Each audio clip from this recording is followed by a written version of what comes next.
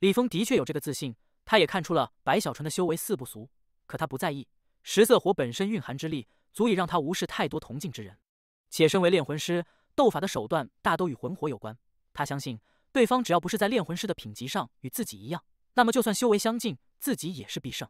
此刻冷眼看着白小纯，李峰内心冷笑。他相信，只要是有些自知之明，对方就绝对不敢招惹自己。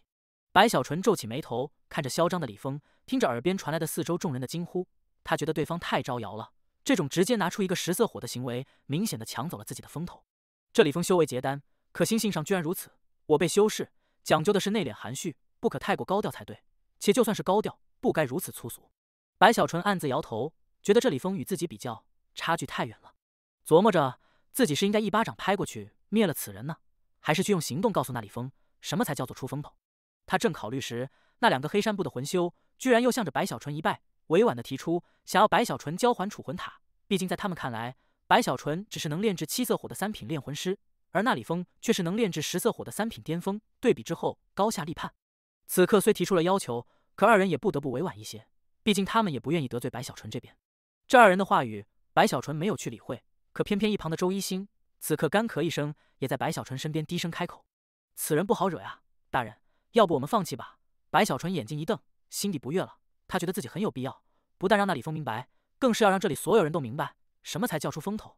我最恨别人在我面前卖弄了。白小纯抬起下巴，目中露出睥睨之意，右手抬起一挥之下，立刻他的手中就出现了一团火。此火正是七色火，在这七色火取出的瞬间，四周那些土著一个个神色古怪，那两个黑山部的魂修也是如此。至于半空上的李峰，则是轻笑一声：“不自量力。”李峰抬起下巴，傲然道：“李峰，在我蛮荒，你看到任何一个炼魂师，都不要对他说‘不自量力’这四个字。”白小纯淡淡开口，这句话说出，立刻一股高深莫测之感顿时在白小纯身上显露出来，配合他此刻长飘舞，衣衫舞动，使得白小纯这里仿佛整个人都飘逸出尘。而他的声音也如同蕴含了某种看透一切的沧桑，在这天地间悠悠回荡，似感慨又似追忆曾经的年少。这一切的一切，立刻就让四周众人在看向白小纯时忍不住内心一震，因为你永远都不知道，你面对的到底是一个什么样的伟大的存在。白小纯摇头，话语间，他左手一挥之下，顿时从储魂塔内就有大量冤魂呼啸而出。这些魂刚一出现，白小纯似很随意的将手中的七色火向外一挥，松开手掌时，顿时七色火就形成了一片火海，向着四周猛地扩散开来，将那些冤魂全部都笼罩在内。这一切极快，眨眼间，随着白小纯右手握住那片火海处轰鸣之声击而来，瞬间就重新回到了白小纯的手掌内，化作了一团火，可其颜色却是多了一色，成为了八色火。这一幕立刻让那四周的土著全部睁大了眼。八色火，这是在炼火吗？挥手间，七色成八色。在这些土著一愣时，那两个中年魂修也都心底一震。他们见过炼魂师炼火，可却从来没看到过如白小纯这样轻描淡写、行云流水般就将七色火炼成了八色火。不但是他们此刻愣住，半空中的李峰也是如此。就算是他炼制八色火时，也难以做到如此程度。此刻隐隐有种不妙之感时，他脸上有些挂不住，冷笑一声：“娴熟而已，想必你在这八色火上已沉浸了很久，可那又如何？在我面前，你依旧不够资格。”白小纯抬起头看向李峰，他的下巴抬起，目中却一片平静，淡淡开口：“八色火如不够，九色火呢？”白小纯手中的八色火随着手掌的伸开，猛地扩散开来，再次化作一片火海的同时，储魂塔内有更多的冤魂飞出，扩散四方时，立刻就被那八色火瞬间吞噬。看似一瞬间完成，可在这过程里，那些魂被吞噬融合的规律没有错误丝毫。当白小纯右手手掌再次握住时，这片火海倒卷而来，刹那间就凝聚在了白小纯的手掌内。这一刻，所有人的目光都落在了白小纯的右手上。随着白小纯右手慢慢打开，顿时其内升起一团火焰，颜色九色，九色火。四周那些土著此刻不再是愣住，而是纷纷吸气，出现惊呼。而那两个魂修则是眼珠子都鼓了起来，呼吸急促，看向白小纯时，他们心神的轰鸣此刻滔天而起。李峰全身震颤，死死地盯着白小纯手中的火焰，脑海嗡鸣。白小纯炼制九色火的轻松，让他感受到了前所未有的压力，甚至他在这之前都没有想过，居然有人可以炼制九色火这般简单。这种事情出了他的想象，在他的感受中，炼制九色火，就算是他自己，也需闭关一段时间，静心后再炼制。就算如此，也不是次次成功。这不可能。李峰呼吸一下子有些乱了，觉得这一切不可思议。没有什么不可能的，在你眼中的困难，不代表在其他人眼中一样如此。九色火而已。白小纯微微摇头，神色平静，右手再次一挥，随着储魂塔内大量冤魂呼啸而出，立刻这方圆100丈内，所有人都纷纷后退。一股滔天九色火从白小纯手中爆出来，此火远远一看极为惊人，在这扩散中，向着那些冤魂融合而去，度极快，也就是几个呼吸的时间。当融合了所有的冤魂后，白小纯右手抬起，猛地一握，如同是掌控了火焰一般，在他握住右手的瞬息，四周的九色火海倒卷而来，消失在了他的手掌内。这一幕让四周众人心神狂震，他们眼中的白小纯此刻如同是火焰的主宰，似乎一切火在他的面前都要臣服，就算是10色火又如何？白小纯微微一笑，伸开手掌时，立刻在他的手中出现了一团让众人色变、让天地光芒璀璨、让这八方云雾都翻滚起来的10色火。此火虽是10色，可却更为活跃，燃烧时其内散出的火热，让这四周都扭曲起来，仿佛可以焚烧虚无，使得四周众人无法承受，纷纷再次后退，看向白小纯时已都骇然到了极致。李峰手中也有10色火，可与白小纯这里的10色火比较，明显暗淡了不少。虽同是10色，可却差距不小。10色火一出，四周众人哗然之声滔天而起，那些土著们一个个已经被白小纯这番行为震撼了心神，此刻看向白小纯时，已经是彻彻底底的被撼动。3品巅峰，天啊！白大师居然也是3品巅峰！那2个中年魂修此刻已经傻眼，如见了鬼。他们无论如何也想不到，白小纯这里居然也能练出10色火，且明显的要比那李峰在品质上高出太多。半空中的李峰此刻身体颤抖，面色大变，头都跟着麻起来。他直勾勾地看着白小纯手中的火，内心已然被震得一片空白。不可能，这怎么可能？他无法接受这个事实。前一刻自己还高高在上，可下一瞬，眼前之人居然庞大到了与自己一样的高度，甚至更高一些。就连周一星此刻也都吸了口气，他是这里面唯一的知道白小纯可以炼制出10色火的。可眼下看着白小纯手中的10色火，他也都忍不住心脏狂跳。这还是10色火吗？我从来没看到过如此磅礴的10色火。周一星看向白小纯时，目中已露出恐惧。他记得之前看到白小纯炼制出的10色火还算正常的范围之内，可眼下这10色火已经惊人了。白小纯看着四周众人的震撼惊惧神情，内心很是愉悦，可表面上却不露丝毫，仿佛对这一切都不在一般。其10色火如果还不够，那么11色如何？白小纯看着手中的火焰，抬头看了看那已震撼在那里的李峰，忽然开口。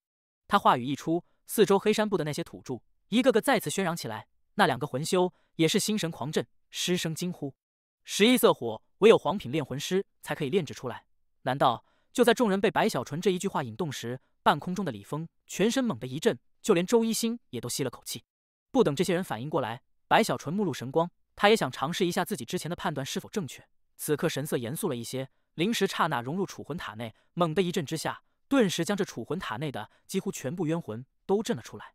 眨眼间，一道道冤魂从储魂塔中呼啸而出，扩散四方后，使得这里阴风阵阵，如置身冥死之地。那无数的冤魂出凄厉的嘶吼，似要从这里四散逃遁。可就在这一瞬，白小纯猛地抬头，火散。他话语一出，松开手掌，一挥之下，立刻手中的10色火轰然扩散，向着四周猛地卷去。顿时火海撼天，四周八方所有人全部都急后退。天地10色，风云卷动，一股至极的火热之力在这一刻爆开来，而那片火海远远一看，也都成为了火焰风暴，在这八方卷动时，将那些四散开来的冤魂大片的吞噬融合。这些冤魂都是一缕缕雾气，就算是逃遁度再快，也都快不过10色火的弥漫。眨眼间，这四周的冤魂就不断的减少，过程持续了约莫有30多个呼吸的时间后，白小纯四周1000丈内再没有丝毫冤魂存在，全部都是火海。这火海不断的旋转，气势惊天动地。而在其内的白小纯，他的身影虽模糊，可在四周众人看去时，他们的心神内都掀起了惊涛骇浪。这一刻的白小纯，仿佛真正的成为了火之君王。尤其是在那火海内的他，右手抬起，声音传出：“您。”只是一个字，可却仿佛蕴含了某种法则之力，在传出的刹那，竟可以号令火焰，使得四周1000丈的火海瞬间倒卷而来。轰轰之声不断的回荡间，这片火海眨眼的功夫就直奔白小纯右手而去，肉眼可见的全部消失在了白小纯的手掌内。随着他手中握住，火海消失的半点不剩，使得四周众人这一刻一个个都心惊肉跳。带着粗重的呼吸，齐齐看向白小纯抬起的右手。没有人说话，只有呼吸声越的急促。周一星也是如此，他此刻心跳加，哪怕他觉得不可能，但却依旧忍不住紧张起来。白小纯面色如常，似乎从始至终他都没有半点去在意。可实际上，他心底此刻早已得意无比，振奋激动，尤其是看到四周人的目光，他更是心底舒坦。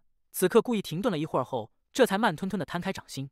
在他手掌摊开的刹那，其内出现了一团火，此火磅礴，蕴含的火热之力将这1000丈范围都扭曲起来，隐隐的更是让所有人都感受到了强烈的生死危机。似在此火下，他们若沾染了一丝，都会化作飞灰。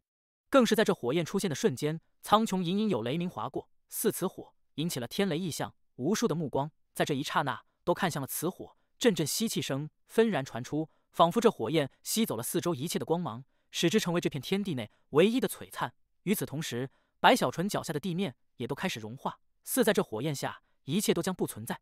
可偏偏他的身体在这火焰中毫无损，且此火颜色多变，不断的改动中，仿佛其内的色泽也都模糊不定，肉眼去看无法看出端倪。可若将修为凝聚双眼再去看时，却是能算出其内蕴含的颜色正是11色，那赫然是11色火。短暂的寂静后，很快的，这四周众人就全部出了失声的惊呼与激动的赞叹。这声音不断的传出，最终形成了音浪，在这八方嗡鸣撼天。天哪，这是11色火吗？我这一生从来没见过11色火，11色火，11色火。白大师他不是3品，而是黄品炼魂师。黄品炼魂师那是在任何一个炼魂家族都可以被奉为上宾的存在，就算是在巨鬼城也是如此。那些土著一个个都傻眼了，心神震晃中，声音回荡。至于黑山部的那2个中年魂修，此刻已经是目瞪口呆，彻底的懵了。身体颤抖中，他们看向白小纯时，那种不可思议的感觉，已让他们觉得仿佛天地都坍塌了一样。黄品炼魂师，这2人好半晌才反应过来，没有任何迟疑，立刻就扑通一声跪拜下来，瑟瑟抖。那是对于黄品炼魂师的敬畏，在他们的眼中，黄品炼魂师那是一跺脚就可以让四方震动的大人物。这种人物如今竟出现在他们的面前，尤其是2人想到之前自己还提出交回储魂塔的事情，虽是委婉，可如今一想起，却是胆战心惊，恐慌万状。他2人都如此，就更不用说此刻半空中的李峰了。李峰眼珠子都差点掉下来，此刻却猛地一个机灵，身体一晃，立刻就从半空中倏地落下。请大师息怒。李峰赶紧开口，他的恐惧已到了惊心动魄的程度，吓得面色苍白，内心更是悲呼起来。那种得罪了不能得罪之人的感觉，让他冷汗瞬间浸透全身，在心中后悔的同时，他的委屈也如苦海一样扩散全身。他觉得眼前之人，堂堂黄品炼魂师啊，居然为了一个魂塔，为这小部落炼魂药。周一星此刻也一样正在那里吸气连连，看向白小纯时，他目中露出强烈的光芒。若说之前他觉得不服气，甚至内心讥讽，可眼下他对白小纯这里已经是心服口服，甚至都产生了一丝狂热。他清楚的知晓，对方之前还练不出11色火，可这才多久啊，居然一口气的炼制出来，且那种娴熟之感，仿佛炉火纯青一样，让周一星心神撼动的同时，也升起了崇敬。他此刻忽然意识到，自己能有机会去跟随一个黄品炼魂师，那对自身而言也是造化。尤其是对方很明显的是炼魂的天资纵横之辈，日后说不定可以突破黄品，踏入玄品，且自己如今算是第一个追随者，没有其他人来竞争，将更容易去讨好对方。想到这里，周一星狂热更甚。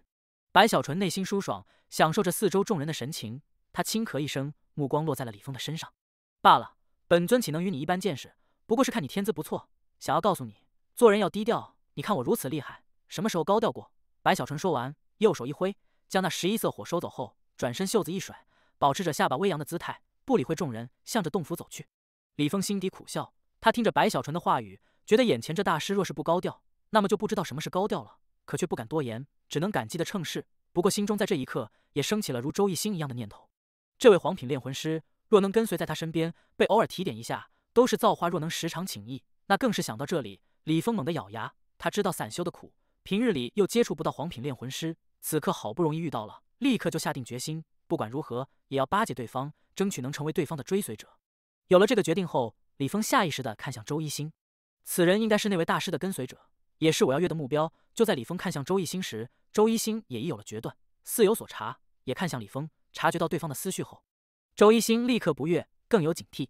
不对，此人要和我争夺追随者的身份。2人目光对望，都看到了彼此目中的竞争之意以及一丝丝敌意。李峰没有离去，而是留在了黑山部落，主动的跟随在白小纯的面前，态度很是恭敬，一副只要是白小纯要求的事情，他赴汤蹈火必定会去完成的样子。这就给了周一星很大的压力，使得他这里也都在这压力下，对白小纯更是狂热起来。白小纯眼看如此，也就没赶走李峰，看着二人都在想着方法讨好自己，这种感觉让白小纯很是满意。哎，我实在是太优秀了，走在哪里都有人带头便拜，都不好拒绝，我这人就是心软啊。白小纯感慨时，这部落内的土著与魂修，他们对待白小纯的态度也都比之前还要狂热起来，尤其是那2个中年魂修，更是几乎将白小纯这里奉为神明一样，集合整个部落之力去满足白小纯提出的一切要求。这种待遇让白小纯在享受的同时，也就答应了炼药之事。不过在炼药之前，白小纯知道眼下有一件事情要尽快去完成，他没有耽搁，在当天夜里，在自己的洞府四周布置了禁制，甚至安排了3大分身遮掩面部外出守护后，这才盘膝坐在了洞府内，小心翼翼地将自己的面具摘了下来。在摘下面具的瞬间，白小纯警惕地看着四周，他的3大分身也都如此。确定了此地无碍后，白小纯这才放心。11色火已能炼制出来，那么接下来就要将这面具炼灵试一次，抹去其上的印记后，真正留下我的烙印。这样的话，就没有人能通过这面具找到我了。白小纯目光闪动，取出了龟纹锅以及1道10色火，将这面具叠加炼灵后，他深吸口气，看着龟纹锅内的面具，最终将11色火融入龟纹锅上。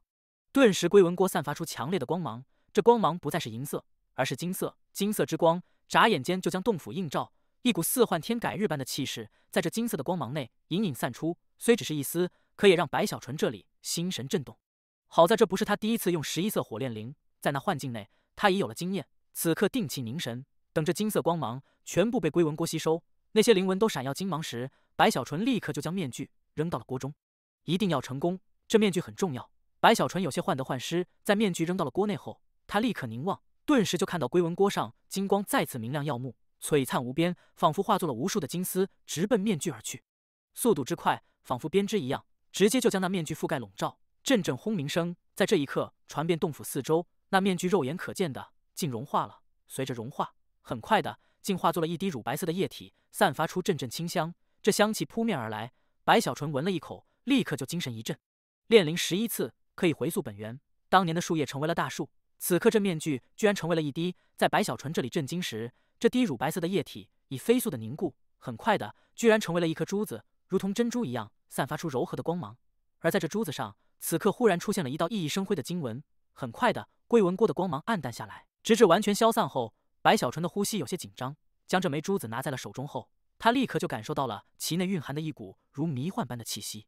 这气息，他只是略微感受了一下，就仿佛置身幻境之中，四周八方不再是洞府，而是成为了一片仙境，无数仙山林立，无数仙鹤飞舞，无数灵花盛开，云雾缭绕，让人分不清真假。好在这一切都是刹那消失，很快的，白小纯就恢复如常。他拿着手中的珠子，呼吸都有些凝滞。此物比之前面具时多了迷幻之力，应该是还有更多的不同，需要我自己去慢慢摸索了。白小纯心脏狂跳，仔细的查看后，立刻振奋起来，确定了这珠子内再没有任何人的印记后，他赶紧将自己的烙印留在了珠子上。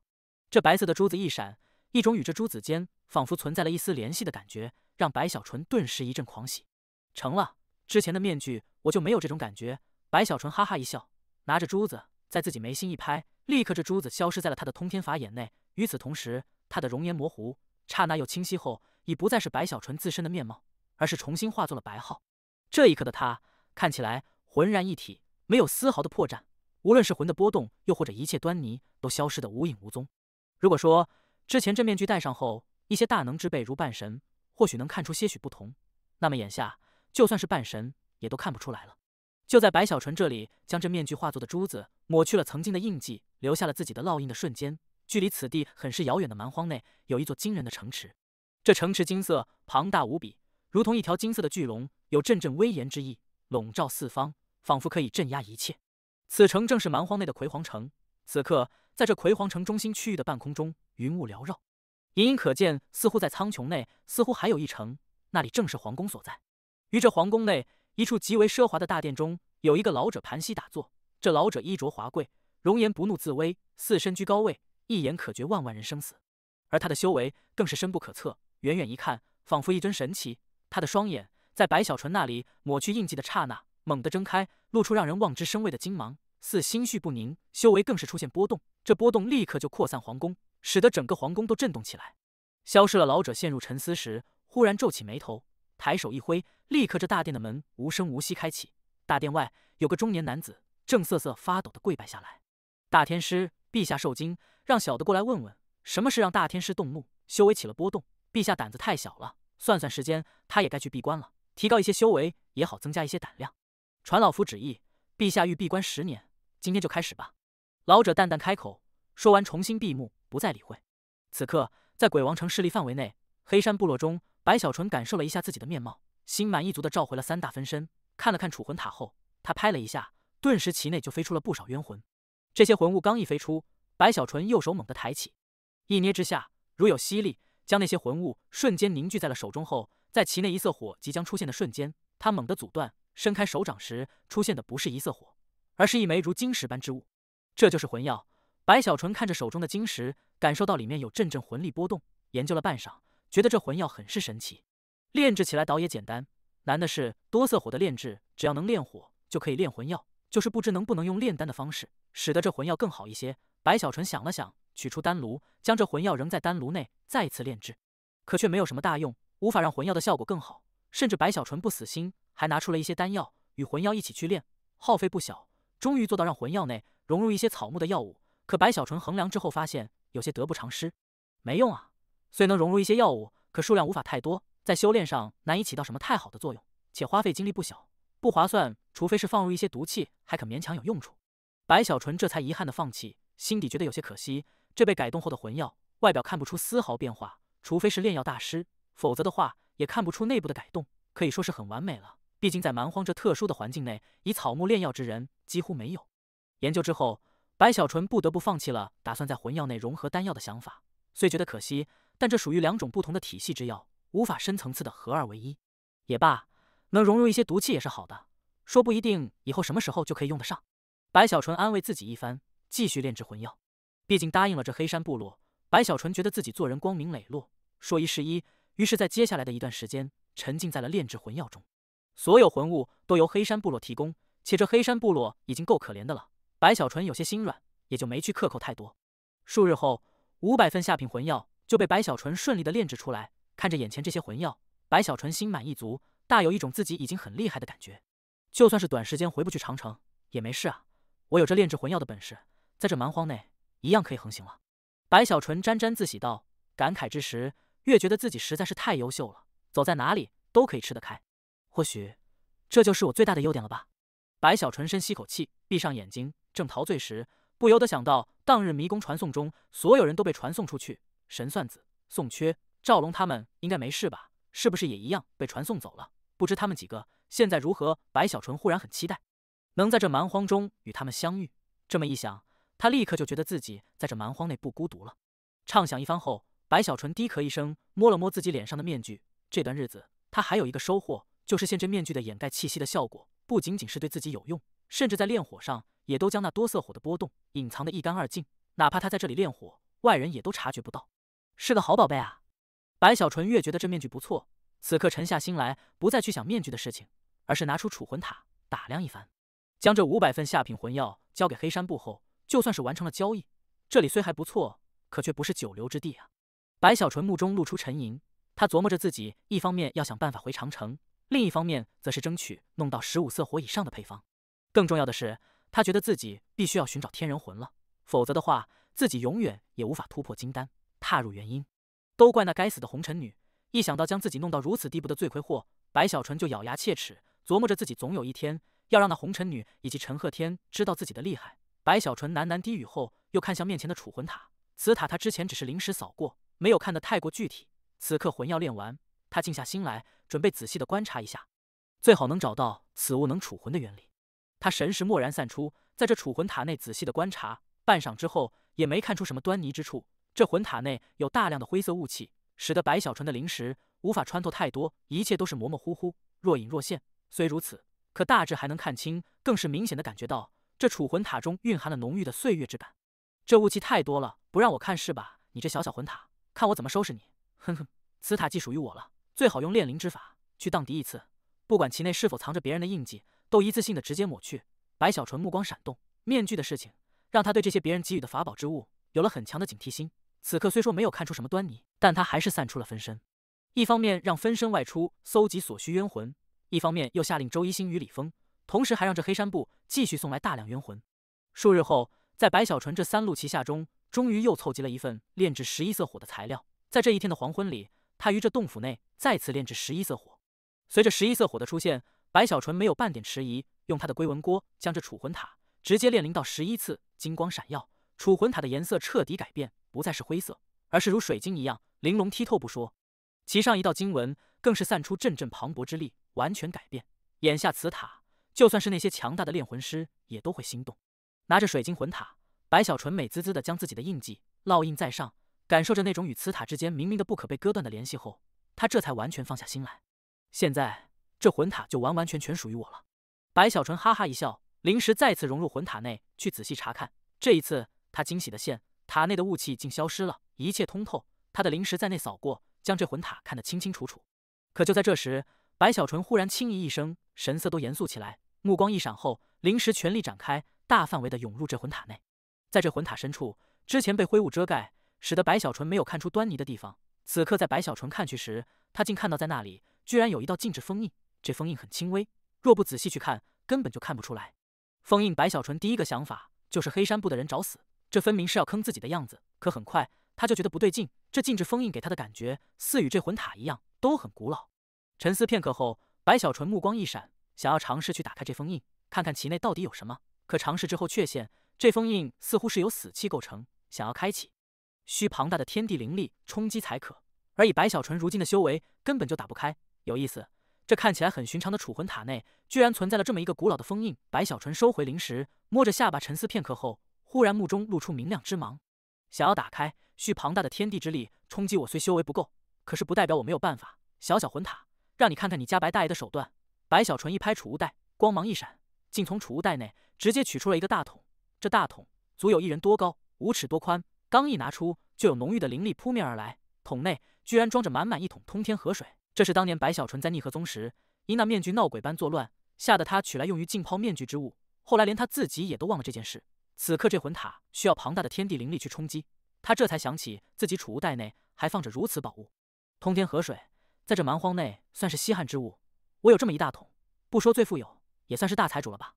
白小纯舔着嘴唇，看着自己的大桶，很是得意，傲然地看了看那水晶魂塔。这么一大桶，里面蕴含的灵力应该可以冲击这封印了吧。白小纯目光一闪，右手抬起掐诀，向着那魂塔一指，顿时这魂塔传出吸力，将桶内的通天河水直接吸了小半进去，向着深处的封印轰然冲击。整个魂塔猛地颤抖，白小纯灵石也随之融入。仔细观察，看到那封印在这通天河水的冲击下，开始出现要碎裂的征兆，可同时似还有自行愈合之意。白小纯立刻掐诀，加大通天河水，直至将这通天河水抽出了大半后，魂塔内的封印似在这通天河水的灵力下失去了愈合的能力，正大范围的碎裂，眼看就要崩溃。可就在这时，突然的，从那要崩溃的封印裂缝内，竟有阵阵让白小纯面色狂变、心神震晃、脑海轰鸣的恐怖气息一丝丝的钻出。这气息，他临时只是感受了一点点，就全身狂震，就连呼吸都抖得急促，整个人都跳了起来。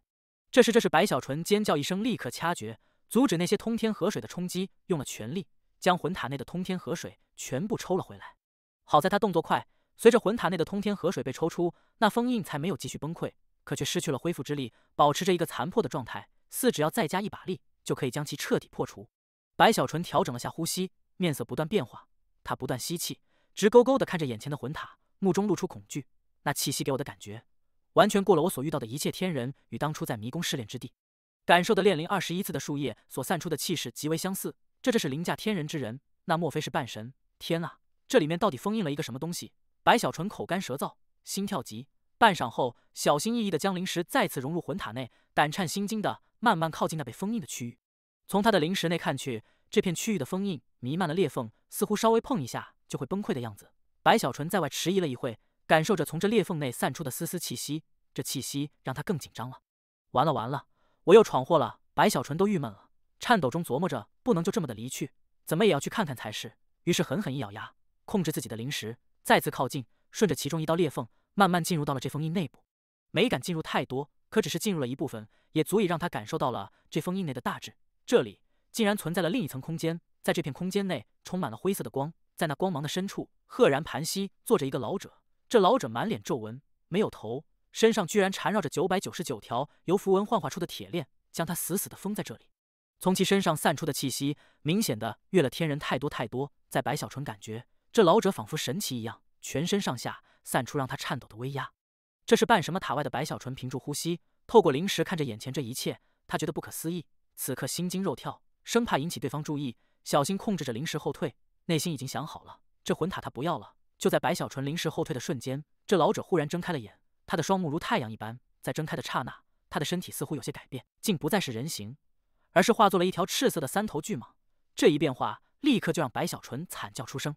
前辈饶命！白小纯惨叫中就要收回魂塔内的灵石，可很快的他就停住了，轻咦一声，觉察到那被铁链缠绕的老者，他的身体并非实质，而是有些模糊，除此之外还给人一种残缺之感。更重要的是，他虽睁开眼，虽看起来很有威严，可他目中露出的却是茫然，似乎没有意识一样。残魂。白小纯吸了口气，目光闪动，再次仔细观察后，他内心终于有了确定。半神残魂。白小纯心跳加，确定之后又查看一番，这才慢慢退了出去。当灵石收回时，他一再的深呼吸，稳定心神，看着手中的水晶魂塔，内心仍是震动不已。有天人魂，自然就会有半神魂。这塔内之魂虽不完整，而是残缺，可那也是半神魂啊。很明显的，此魂或许本体不是修士，而是一头堪比半神的凶兽，应该是很久远的岁月前的大能之辈，可却被人灭杀，魂魄残缺，要么是被人封印，要么就是他自己所为，总是被封印在了这储魂塔内。白小纯抿着嘴唇，觉得自己算是捡到宝了，忍不住又散开灵石去观察，直至第二天晌午，白小纯才结束了自己的探查，目中露出明悟，的确是没有了意识的残魂，且与这塔融合在了一起。一旦塔灭，此魂的封印也会随之碎灭，而他的魂则会在塔碎的瞬间崩溃爆开，将形成一股毁灭之力扩散四方。恐怕就算是天人，在这毁灭之力下，不死也得被重创。很显然了，这就是一件被制作出来的一次性的法宝了。储魂只是其额外功能罢了，或者是一种迷惑的手段。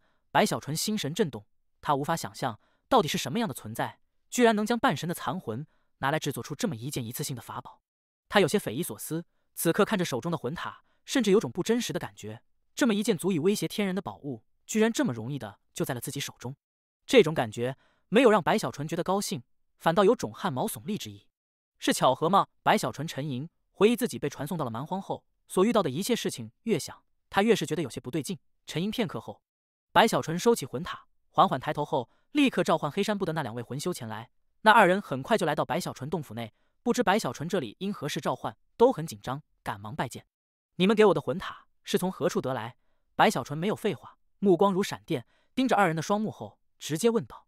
甚至为了防止二人说话，白小纯眉心的通天法眼都开启了一丝缝隙，使得他可以感受到这两个魂修身体内外的一切变化，稍微一个波动都可以被他看得清清楚楚。这两个魂修身体一颤，感受到了一股强大的威压，他们呼吸急促，不敢隐瞒丝毫，将他们所知道的关于这魂塔的一切来历一五一十的说出。此塔赫然是这黑山部自古传承之物，时间很久远了，其具体来历他们也不是很清晰，毕竟蛮荒内的那些土著部落几乎每一个都有祖先遗留之物，有的具备价值，有的没有丝毫意义。白小纯沉吟后，又召见了黑山部的土著头领，仔细的询问，最终皱着眉头将众人打出去，沉默不语。一切都表明，这储魂塔就是黑山部祖先遗留下来的，且余留下来的物品也并非只有这储魂塔，还有其他物品。至于具体来历，已经无人知道了。白小纯还是觉得不放心，思索片刻后走出，在这黑山部头领颤抖的引路下，去看了此部落祖先余留下来的所有物品。一一查看后，白小纯没有在其他物品上看出什么端倪，这才不得不放弃。深夜里，白小纯站在洞府外，望着天空，又看向大地，瞧着四周的山峦起伏，他的双眼内露出金芒。希望是我想多了，不过不管怎么说，这魂塔对我而言也算是一件杀手锏了，可惜只能用一次。白小纯长舒一口气，既然想不明白，他索性将此事埋在了心底，不去理会了。数日后，白小纯选择离开了黑山部落。临走前，整个黑山部落的土著都跪拜下来，对于白小纯这里，他们感激中带着敬畏。那两个中年魂修也是如此，看向白小纯的目光里，那种敬畏之感格外明显。白小纯望着众人，心中升起感动，他觉得自己是一个很受欢迎的人。当年在村子里，临走时大家欢送，在灵溪宗大家欢送，在逆河宗大家欢送，在星空道极宗的空城内大家欢送，如今到了这蛮荒，在这黑山部落里，大家也在欢送。白小纯还特意神识扫过，确定这些土著身上没有准备什么锣鼓后，他更感动了，觉得这些人是真心的欢送自己。都回去吧。白小纯感动的一挥手，转身抬起下巴，带着意气风之意，向着远处天地间迈步走去。他的身后，周一星快步跟随，目中带着坚定。他已经在心底是一定要追随眼前这位白大师，同时余光看向自己身边之人，带着不善与警惕。一起跟随白小纯的还有李峰，注意到了周一星的目光。李峰一样小心，他觉得白大师没有赶自己走，这是对自己的默许，在等待自己的表现。而眼下自己最大的敌人就是这该死的周一星。三人一路前行，走了没多久，周一星忍不住了，回头恶狠狠地瞪着李峰，低吼一声：“你跟着我们干什么？还不快滚！”说完，周一星又赶紧弯腰，对白小纯露出奉承的表情。这表情，他这段时间暗中练了好几次。大师，此人不怀好意啊，这么跟随我们，一定是心怀不轨。白小纯轻嗯了一声，没去理会，而是取出地图，查看去鬼王城的方向。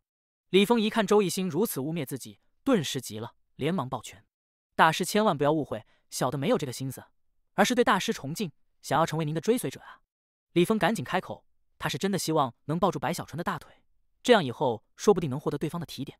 眼看白小纯没理自己，而是转身一晃远去，李峰更着急了。周一星心底美滋滋的，瞪了李峰一样，赶紧追上白小纯，神色满是阿谀之意。李峰这一次是彻底急了，在他感觉眼前这位白大师那可是黄品炼魂师啊，是他这辈子遇到过的最强的炼魂师之一了。这种大人物，自己若能跟随，好处太大了。一想到若是自己没有抓住这个机会，那么以后一定会后悔。此刻焦急中，他琢磨着一定要让对方知道自己有价值。想到这里，李峰赶紧大声开口：“白大师等等，我有很多用处啊！以大师的身份，需要魂石，总不能自己去找啊。我可以啊。”白小纯脚步略缓，觉得这李峰说的似乎也有些道理。周一星心头一跳，内心大怒。之前白小纯没成为黄品炼魂师时，他觉得跟随白小纯委屈，可自从知道白小纯是黄品炼魂师后，他早就将白小纯奉为天人了，更是觉得自己抱到了一条大腿，这才想办法排斥李峰。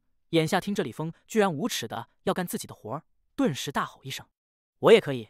周一星吼道，生怕白小纯同意了此事。白小纯平静的眨了眨眼，他早就看出了二人之间的不和与竞争之意，此刻心底一笑，有些自得，也乐见此事，继续走远。周一星这才松了口气，死死的瞪着李峰。若是他修为恢复，他说不定会出手将对方灭了。李峰此刻顾不得周一星的不悦了，他看到白小纯又要走远，整个人急得不得了，连忙再次高呼：“白大师，我知道一个地方，那里有大量的魂。我也知道，我知道好几处。”周一星赶紧又大吼一声：“我可以给大师炼魂药，以我3品巅峰的程度，可以炼制大量魂药，为大师保驾护航。”李峰焦急开口：“我也可以炼魂药。”周一星咬牙：“周一星，你别欺人太甚，我知道什么地方能弄到通天河水，通天河水价值不菲，一滴就可以换取大量魂药。周一星，你能比吗？”李峰大叫起来。我周一星急了，若是在他家族所在之地，他还可以说自己也能做到，可在这里，他是真的没有这方面的渠道了。白小纯眼睛一亮，他虽知道通天河水在这蛮荒是稀罕之物，应该很值钱，可却没想到似乎比自己所想的还要贵重。我还知道什么地方有天人魂，我还可以为白大师打探附近的各种消息。我李峰眼看周一星说不出话来，立刻振奋，更加卖力的兜售自己，试图能引起白小纯的在意，同意他的跟随。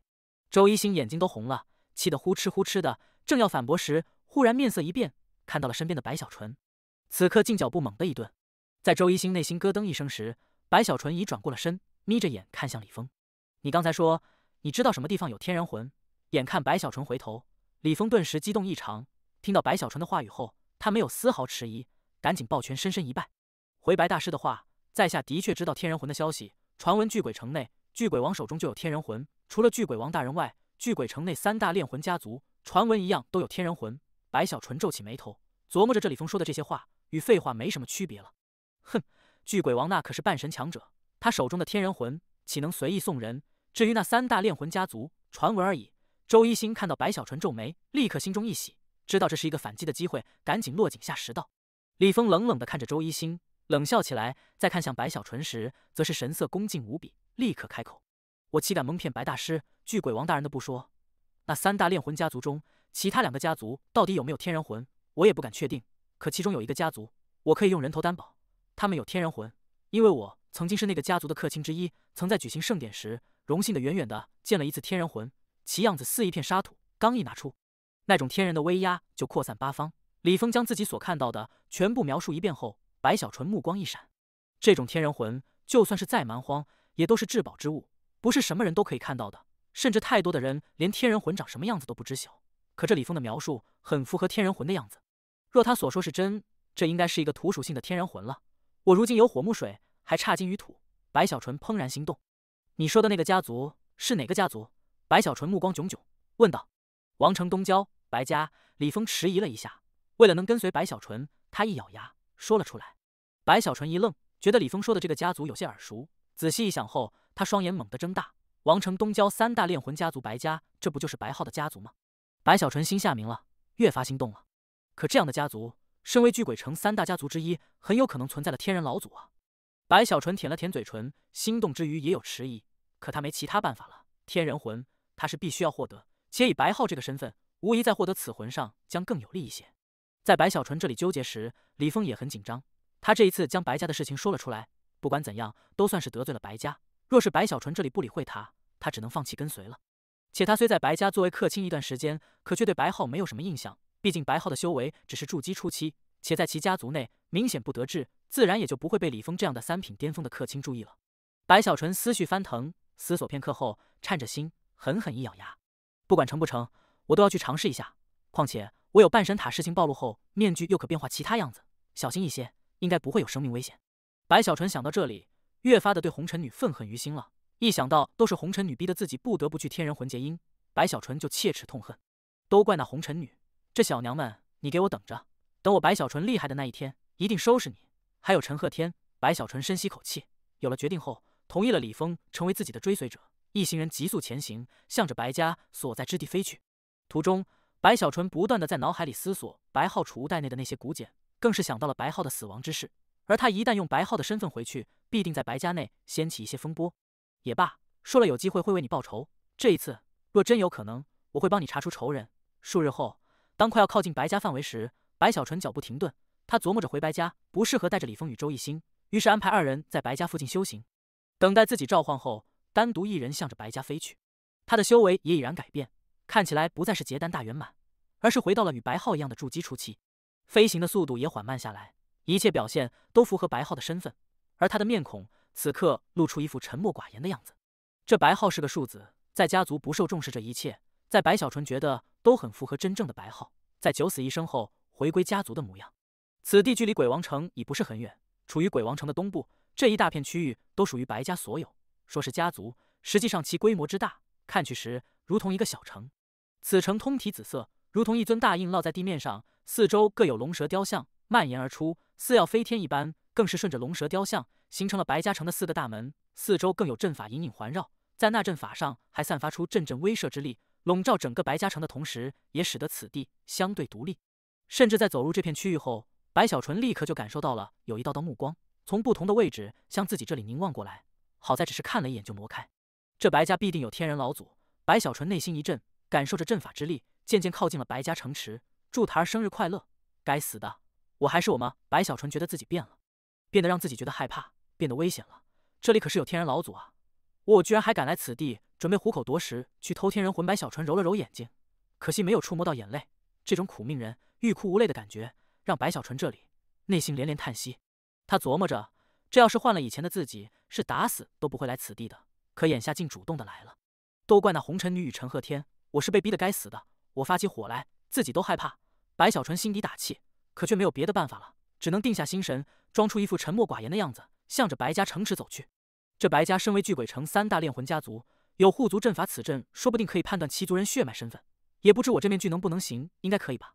白小纯有些忐忑，慢慢前行，也做好了一旦不妥立刻逃遁的准备。越是临近，从四周凝聚而来的目光就越发频繁，直至白小纯到了白家城池外100丈范围时，那城池上似欲飞天而起的龙蛇雕像，其双目猛地露出幽芒，看向白小纯，这目光带着森然，更有一股危险的气息散出，似若判断出白小纯并非白家族人，那么不经通告敢闯入这里，将会面临着雕像的雷霆之力。白小纯吸了口气，沉默了几个呼吸后，猛地走出一步，直接就踏入进了白家阵法内。立刻他储物袋内的白浩身份令牌散发出柔和的光芒，与此同时，他的面具也在这一瞬展现出了唯有他能感觉到的波动，如瞒天过海一样骗过了这阵法，使得此阵在判断上认为白小纯就是白浩。当白小纯顺利走入阵法的刹那，四周那些凝聚在他身上的目光瞬间消失得无影无踪，而那城池雕像的双眼幽光也暗淡下来，不再锋利，甚至更有咔咔之声传出。这巨大的龙蛇雕像下，白家城池的大门缓缓开启。随着开启，从这大门内走出了一个中年男子。这男子修为只是凝气大圆满的程度，双手在身前插在袖口里，身影消瘦，相貌带着一股刻薄之意。此刻正皱着眉头，似很不耐地扫了眼白小纯。白小纯内心也松了口气，知道进入白家的第一步算是通过了。此刻板着脸，硬着头皮飞奔前去，很快就直接到了白家的大门前，正要进去。白浩少爷，你回来也就罢了，难道忘了夫人的规定，庶出之子只能走侧门吗？居然引动了家族的阵法，甚至让龙蛇开门。看来你是忘了自己的身份，此门不是你可以走的。中年男子冷冷开口，阻挡在了白小纯的身前，神色内露出轻蔑。白小纯皱起眉头，抬头看向眼前这个中年男子。他知道白浩在白家不受待见，可却没想到就连一个看门的下人也都如此轻贱于他，这就代表白浩在白家已经不是不受待见这么简单了，这已经是刻意去羞辱与刁难了。白小纯目中露出一抹锐利之芒，落入中年男子目中后，这中年男子心神一震，全身上下顿时冰寒，脑海更是刹那间掀起轰鸣，仿佛置身隆冬，内心一惊，竟不敢与白小纯目光对望，下意识的就退后几步，拢在袖口里的双手也惊慌的松开，然后让开了道路。白小纯面无表情的从这中年男子身边走过，直接踏入到了大门内，直至他离去很久，这中年男子才恢复过来，面色变化，惊疑不定。这白浩的眼神怎么如此犀利，与他之前不一样。这中年男子的惊疑不提，白小纯踏入白家后，一路走去。这白家城池很大，可毕竟是一个家族，没有什么店铺存在，有的只是一处处分属于白家不同支脉的大宅，其内雕栏玉砌很是奢华，四周时而假山林立，有不少白家之人正进进出出，半空中还有一道道长虹呼啸而过，很是热闹。没等白小纯走出多远，迎面就有一个大丫鬟装扮的女子，一边训斥身边之人，一边走来。看到白小纯后，这大丫鬟一愣，随后目中露出鄙夷，冷哼一声。也不知迎宾处是怎么负责看门的，什么东西都可以从正门进来吗？这大丫鬟冷冷开口，没理会白小纯，从其身边走过。白小纯立刻就要不干了，刚想瞪眼过去，可一想到自己不是白浩，他这才忍了下来。忍了，反正我也不是白浩。白小纯缓缓吸了口气，看了看那大丫鬟的背影，继续前行。在这白家城池内转悠起来，途中遇到了不少白家的仆人，这些人毫无例外都是在看到白小纯后，先是一愣，随后一个个神色上都很明显的露出轻蔑与不屑。这表情实在太刻意了，似乎是故意如此，甚至还有一些则看起来不像是故意，而是一副厌恶嫌弃的模样，仿佛白小纯这里是多么肮脏一般。这一切让白小纯好几次有些忍不住了，可一想到自己的目的，他就不断的提醒自己，我忍。白小纯咬牙道，有些发愁的看向四周，他不知道白浩居住在什么地方，此事也不好找人问询，实在是白浩的处境，白小纯这里之前虽做好了准备，可却没想到居然差到了这种程度。怎么会如此？白小纯有些头痛，正溜达时，忽然的远处有一个老者从一处大殿内走出。这老者衣衫比寻常下人要好了一些，修为也是筑基的样子，神色倨傲，显然即便不是白家族人，也是白家中如管家一般的人物。此刻他背着手正要离去时，似注意到了白小纯。这老者一愣，随后面色立刻阴沉下来。白浩，你忘了自己的身份吗？这里是你能来的地方吗？你好大的胆子，竟敢无视家规！老者目光如芒，言辞毫不客气，如训斥仆人一样，指着白小纯直接就呵斥一番。白小纯一路走来，没人待见不说，一路所有人都是厌恶轻蔑，他一直在忍。可眼下看到这老者居然这么训自己，他立刻就怒了，猛地抬头。可就在这时，一个女子的声音从远处传来：“陈管家，这里是我白家，他怎么说也是我白家血脉，岂能是你这奴仆如此随意羞辱的？”随着话语传来，半空中一道原本要从此的飞过的长虹蓦然停顿，露出了一个女子的身影。这女子神色冰冷，整个人如寒冰一眼，修为不俗，到了筑基大圆满的程度。此刻皱着秀眉，不悦地望着那老者。白小纯目光看向半空中的女子，深呼吸一次，压下之前升起的怒意。老者面色一变，目中带着忌惮，赶紧低头向着半空中的这女子恭敬的一拜：“见过五小姐，老奴一时口误，实在是家主规定了，庶出之子不经召唤不可踏入内宅。”半空中的女子闻言沉默了一下，低头看向白小纯，轻叹一声：“不管怎么说，她也是白家之人，你不可言辞羞辱。”说完，他摇了摇头，化作长虹继续远去。老者赶紧低头称是，直至女子离开，老者才抬起头，厌恶地扫了白小纯一眼：“有五小姐出面，今天就不责罚你了，赶紧滚回北区。要是再让老夫看到你擅自进入此地，必定禀告家主，以家规处置。”老者说完，冷哼一声，一甩袖子，转身走远。白小纯觉得自己要炸了，从进入白家开始，直至现在这没多久的时间，他就始终在忍，一路忍到了现在。他觉得这么下去自己实在是无法继续装扮成白浩了。也不知那白浩是怎么坚持下来的，这样的家族留在这里还有什么用？不过就算再不受待见，也不至于如此才是。这里面有问题也罢，反正我不是白浩，为了天人魂，我再忍一忍。白小纯咬着后槽牙，压下内心怒意，转身向着北面而去。暗中时目光一闪，微不可察地扫了一眼远处屹立在一大片宅子中的一座7层高塔。那7层高塔距离这里不算太远，四周有流光闪耀，映照的此塔看起来似珠光宝气，很是奢华。尤其是在那高塔四周还有禁制隐隐存在，似这高塔属于白家的一处重地。几乎在白小纯向着北区走去的同时，这高塔的第5层上有一个中年女子站在那里，目中带着阴冷，死死地盯着远处白小纯的背影。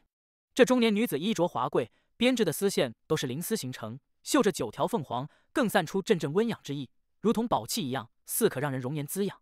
这种衣服，这在蛮荒中已经是奢侈了，就算是放在通天河区域内，也都算是贵妇的装扮。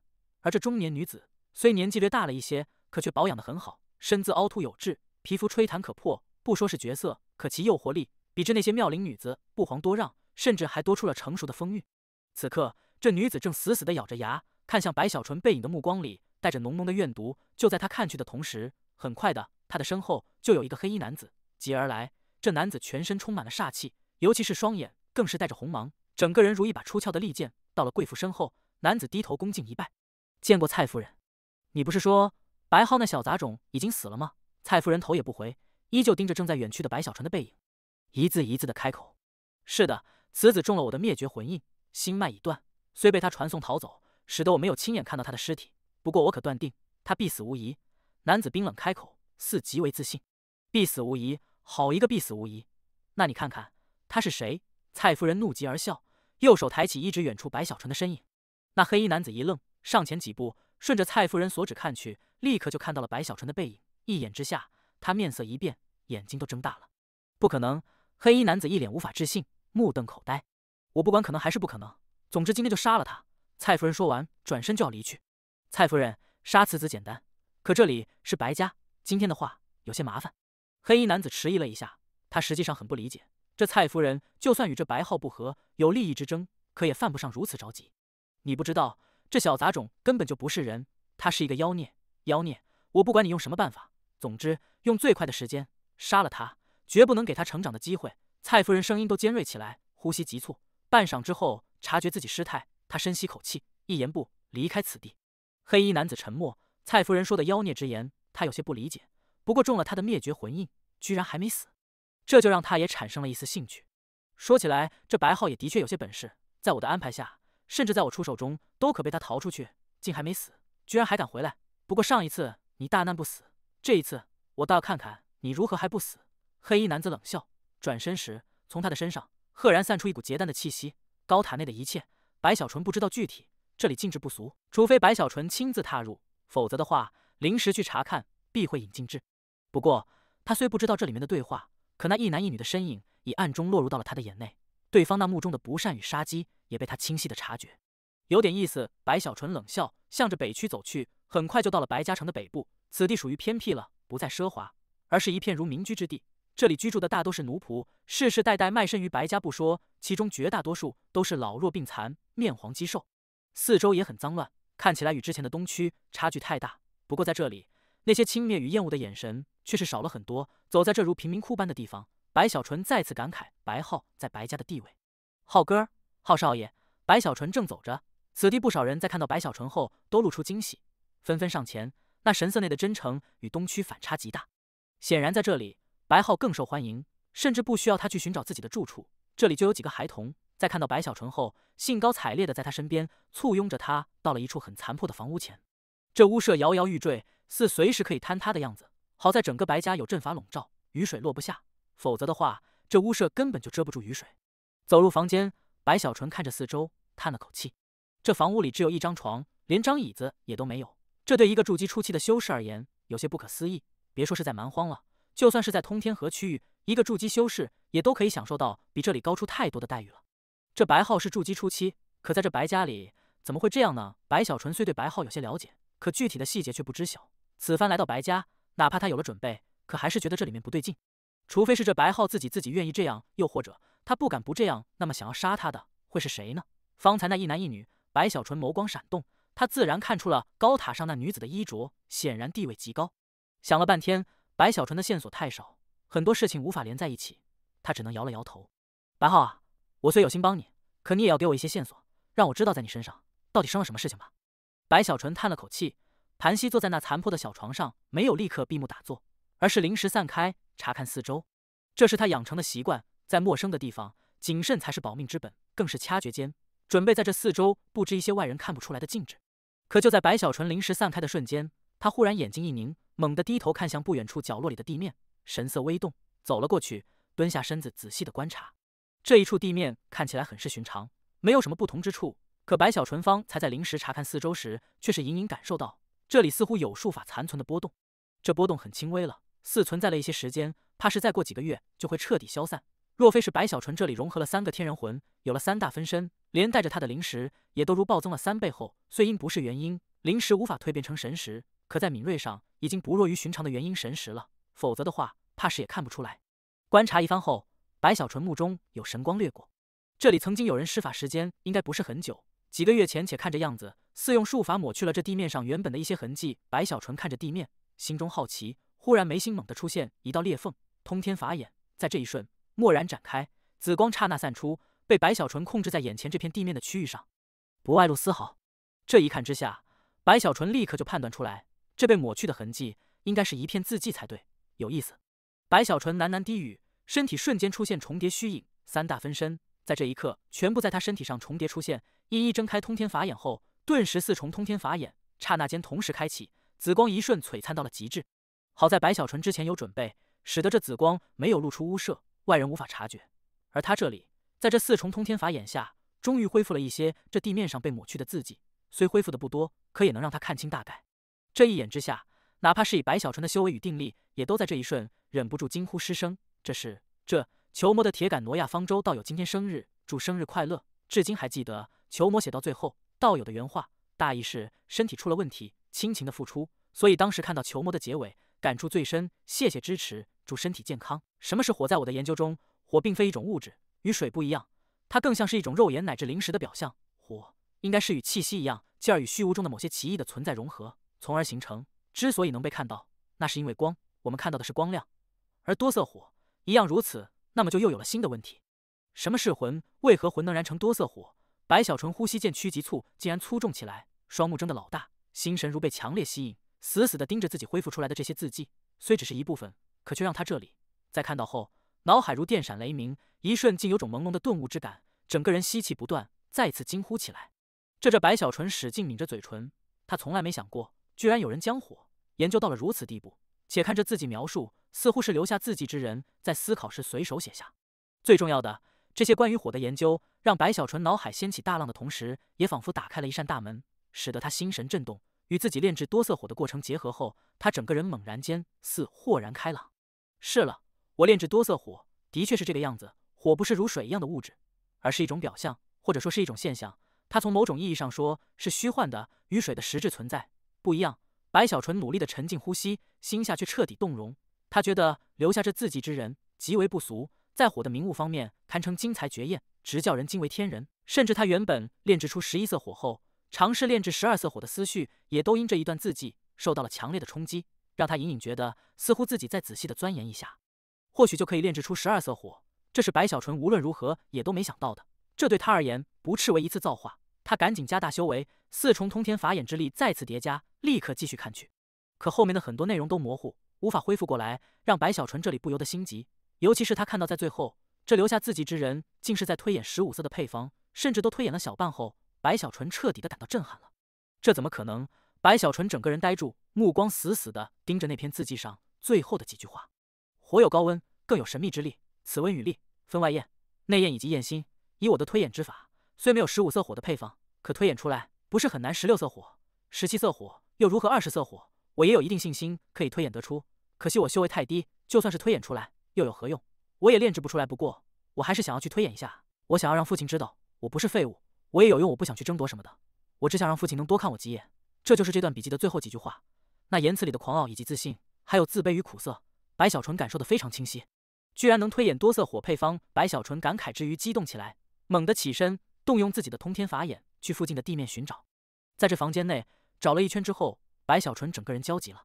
他看出来了，这地面上曾经赫然都存在过关于炼火以及推演的笔记，只不过其中绝大多数都是在被人写下后又随手抹去，唯独之前那一片区域似乎是写完后出现了意外，所以抹去的方式不同，不是自己抹去，而是被人抹去。15色火的配方啊，白小纯无法不震撼。可他拿不准这笔记是否是白浩所写，可若不是的话，那又能是谁在白浩的房间里写下这一切？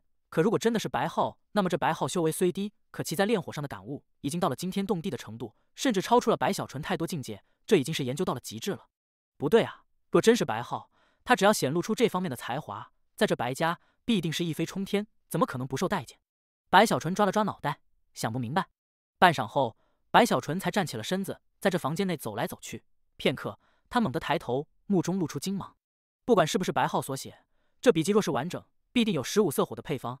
那么杀白浩之人与抹去这笔记之人，就算不是同一个，也必定有关联。如此一来，也只有对方才拥有完整的笔记。我如果想要获得完整的笔记，实际上也不需要去主动寻找，因为我的归来必定会引起那些人的杀机。我在白家内越是高调，杀机来的就越快。这样的话，我就可以顺藤摸瓜找到笔记。白小纯目光一闪，暗自有了决断后，低头看了看地面的残缺字迹，叹了口气。这白浩太过可惜，也很可怜。白小纯摇头，他眼下心中已经10之7八的确定了，留下笔记之人就是白浩。不过还需确定一下才好。白小纯沉吟中取出玉简，传音在白家外的李峰，让他秘而不宣的去发动力量，打听之前白浩的处境。李峰不知道白小纯在白家的身份，接到白小纯的命令后，他立刻振奋，知道这是个机会，自然不会去告诉周一星，而是暗中发动自己的人脉去打探一番。数日后，当他将关于白浩的消息都告诉了白小纯后，白小纯拿着玉简，目中露出怒意。这算是白小纯对白浩了解的较为全面的一次，更是结合白浩的古简以及他在白家这几天的感受，脑海里已近乎完整的浮现出了白浩的一切。白浩的母亲是一个没有地位的婢女，他的父亲是如今白家的族长，只是一次粗暴的凌辱与被动的承受后，白浩作为庶子意外的诞生出来。他从出生开始就身份低微，而他的母亲更是在他出生后就被人灭杀。若白浩有资质还好，可他没有什么修炼上的资质，仅仅是凭着努力，根本就无法出人头地。而他的大母，也就是白家族长的原配蔡夫人，在整个家族中地位都很高，因其身份是聚鬼城3大家族中另一个家族的族女。还有一个原因，就是蔡夫人的儿子白浩的哥哥白起，此人天骄无双，名动鬼王城，如今已是结丹大圆满的修为，甚至被白家老祖看中，认为是白家数百年来的麒麟子，更是这一次白家争夺明皇继承人的首选。有着这样的父亲，这样的哥哥，这样的大母，白浩的存在就更为苦涩。他的父亲对他冷漠，没有丝毫亲情，甚至就算他死了，也都不会多看一眼。而他的大母对他更是厌恶。至于他的哥哥，一样是高高在上，对白浩呵斥如下人。这一切也就造成了白浩在整个家族中的卑微，更是怕引起蔡夫人与白起的不悦。就算是那些下人，也都不愿理会白浩。而白浩的修为始终在凝气，提升之慢，已经无法形容。好在白浩的性格给所有人的感觉是很懦弱，平日里无论是谁对他呵斥，他都会低头颤抖，渐渐的也就没人去关注他。而他居住在北区这里，也慢慢无人问津。前段日子，这白浩似终于突破凝气，成为了筑基修士，可很快就失踪了。看着玉简上关于白浩的一切，白小纯目中怒意更多，可他无法将这玉简上所形容的白浩与自己在丛林内看到的那个青年重叠在一起。就算是懦弱又怎么了？如果换成是我，我也会让人觉得自己懦弱。只有这样才可以活着，一旦露出惊人锋芒，让人觉得有了威胁，必有杀劫。而偏偏也正是白浩修为突破后被人灭杀，可仅仅是筑基修为，似乎还不足以引来杀身之祸。白小纯口中低语，低头看了看地面后，他的脑海里在这一刻浮现出了一个猜测：这白浩露出了其在炼火上的惊人天资，遭人嫉妒，故而被灭杀。杀他之人10有8九就是那蔡夫人。可我还是有一点不明白，若白浩的父亲知道了白浩的天资，是否会对他从此不同？毕竟对一个炼魂家族而言，这样一个天才才是真正的麒麟子啊！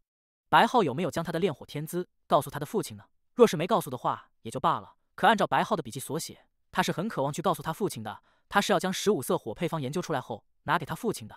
可若他告诉了其父，依旧还是被灭杀，那么此时白小纯沉默，他不愿去想了。想到最后，他的心里也都悲哀起来，越发觉得白浩可怜。那想要让其父亲能多看自己几眼的梦想，让白小纯只能轻叹。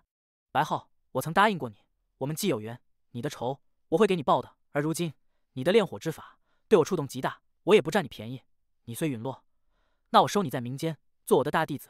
我白小纯至今还没有任何弟子，你白浩是第一个，有此因果。哪怕我们生死相隔，可我依旧是你的师傅。白小纯轻声低语，一方面他觉得白浩可怜，另一方面他也想给白浩一个名分，毕竟自己用了白浩的身份，也准备去拿走白浩的研究。那么现在你就是我徒儿了，我倒要看看是谁杀了我的徒儿。白小纯眼珠子一瞪，这么一想后，他越发看着白家不顺眼。我越高调，杀进来的就越快。白小纯抬起下巴，冷然开口时，忽然觉得这么做或许有些危险。可一想到自己既然都是白浩的师傅了，最重要的是他摸了摸水晶魂塔，这才放下心来。好头痛，我这个人从来都不喜欢高调，不知道怎么才能高调。白小纯摸了摸额头，叹了口气，走出屋舍后打探一番，知道了在这白家里有那么几处地方是给所有白家族人准备的类似试炼之地。这种存在与每个家族都有，白家这里更为全面一些，分为炼灵、炼火以及魂药，根据名次还有奖励。至于细节的地方，白小纯没去在意，这种事情他在哪个宗门都看到过，已经很熟悉了。没办法，只能再去扫一扫这些榜单了。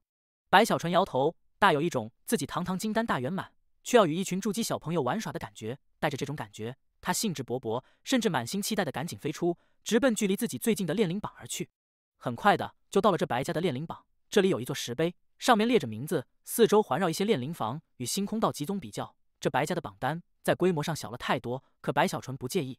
他看到在这炼灵之地的四周有不少人，要么观望，要么再进去尝试后，他就兴奋了。我可不是为了来欺负人，我是为了引出杀机。白小纯干咳一声，目光扫过后，直奔其中一处炼灵房。白小纯出手，尤其是在这筑基榜单上出手，自然不会出现意外。很快的，那石碑上就出现光芒，白浩的名字瞬间就出现在了榜单排名上。刚开始还是100开外，可很快的就直接跃起，到了30，随后再次一跃，直接成为了第一。这跳跃的速度太快的，四周众人还没等怎么察觉，就猛然间被那石碑的光芒晃到了眼睛，一个个都吸气看去时，惊愕之声顿时传出。白浩第一，炼灵7次，天啊，这也太快了！这白浩他不是那个数字吗？怎么突然这么厉害？怎么可能？当年就算是白棋，在筑基时也只是炼灵6次而已，这白浩居然可以炼灵第7次。在这众人惊呼时，白小纯咳嗽一声，让外面的人都能听到，然后从炼灵房内走出，感受着四周众人的目光与惊呼，他心底也美滋滋的，大有一种扬眉吐气的感觉。哼哼，我可不是自己有这种感觉，我是带我徒儿去感受这世界的欢呼。白小纯毕竟还没有腹黑到无视自己心态的程度，他也觉得自己一个金丹大圆满，与一群筑基修士争夺，实在是有些不好意思。于是赧然中这么安慰自己，可心中还是乐呵呵的，抬起下巴，袖子一甩，直奔另一处榜单而去。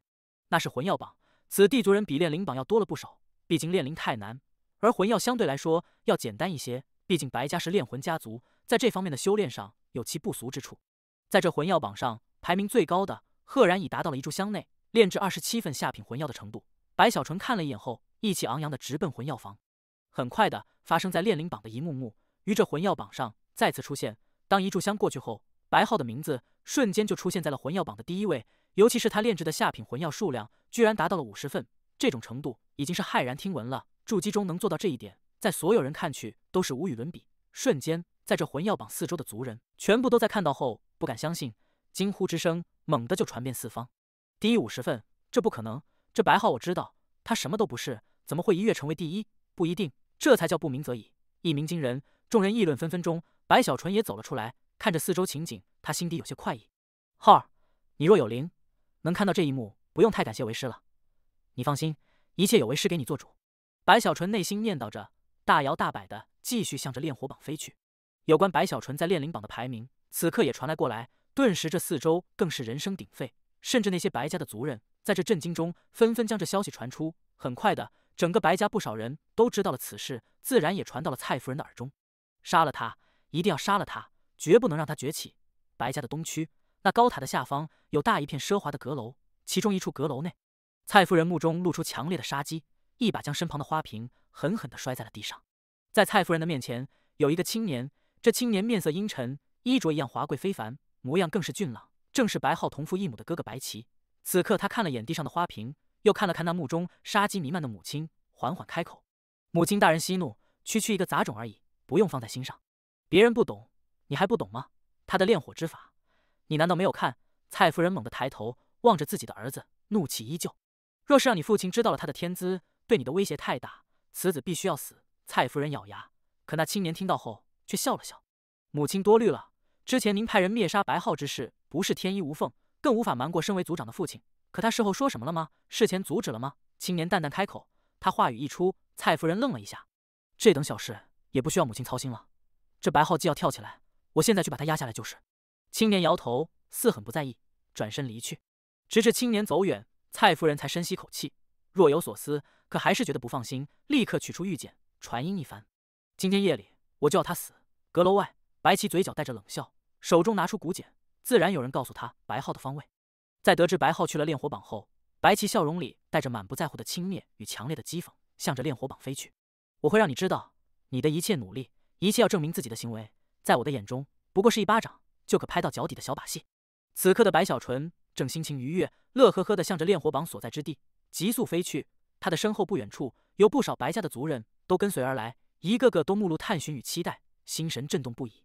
他这是要去炼火榜啊！筑基境界里，炼灵榜第一，魂药榜第一。如若是他在这炼火榜也成为第一，这白浩是要一飞冲天，强势崛起啊！此事很不对劲。这白浩之前地位低微，性格懦弱，可眼下怎么会如此高调？且在这炼灵的资质上竟如此逆天。在这四周众人的议论与心惊时，白小纯一路急速，很快就到了白家的炼火榜所在之的。在那里，一样竖立着一座石碑，且明显比其他石碑要高大不少。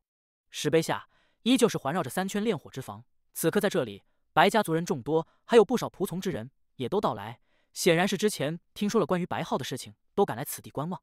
当白小纯到来时，立刻这里的族人就有人传出声音：“来了，白浩来了！一天之内连续成为炼灵与魂药双榜第一。我打赌他这一次在这炼火榜上也必定惊人。好一个白浩，之前还真没注意他，没想到居然藏着如此之深。”在这议论声回荡时，白小纯迈步走来，前方此地众人纷纷让开道路。这一幕使得白小纯内心也有感慨：“白浩徒儿，这一切是属于你的，以你的炼灵资质，会比我做得更好。”白小纯不由得想起了白浩，越发觉得白浩之死太过可惜了。不过白家欠你的，我作为你师父会帮你索要回来。而我除了要引出杀手外，还有一个目的，就是看看当你的父亲、你的家族看到了你的资质后，他们又会如何去做。白小纯目光一闪，直奔石碑下一处炼火房。走入进去后，随着房门的关闭，立刻四周众人都凝望过去，甚至此事都引起了白家一些族老的注意。有些老家伙也都离开自己的宅子，来到这炼火榜外打量起来。可以说，整个白家家族因白小纯这一次的表现都被惊动了。就在白小纯进入炼火房不久，远处有7、8道长虹呼啸而来。当先之人是个青年，一身结丹大圆满的气息，使得他整个人看起来极为不俗。在他的身边簇拥而来的那7、8人，一个个也都是白家的骄子，可却显然都以白骑马首为瞻。随着临近，立刻就轰动四方。白骑，嫡系一脉的天骄，甚至被誉为我白家麒麟子的白骑，有意思。他可是这白浩同父异母的哥哥啊！